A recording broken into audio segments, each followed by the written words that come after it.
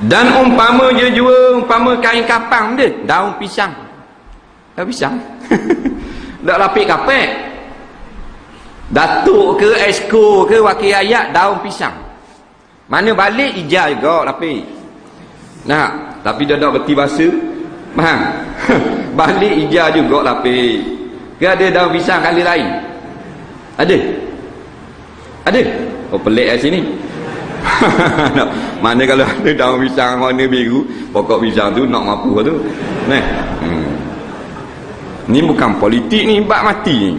Tak ada sebut parti-parti, tak ada sebut.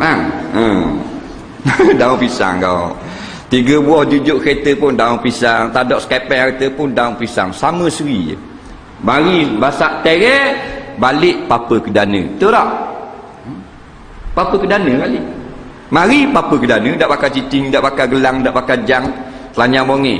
Nak balik ada benda kau.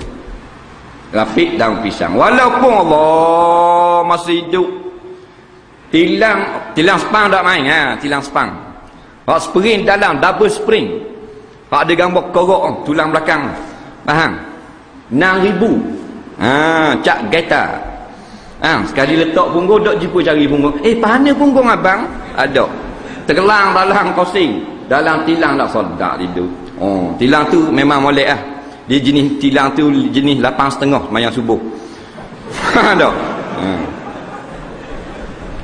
Sedap tidur.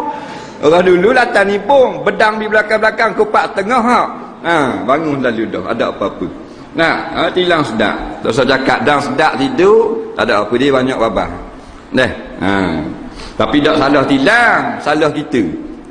Bukan salah tilang. Jangan teruk kang di balik bakar api pula tilang-tilang. Dia kira bodoh. Pada bakar api baik kita. Tak ada salah kita sendiri. Kita diabar diri kita. Tapi gitulah, bila banyak nikmat maka kuranglah ibadat.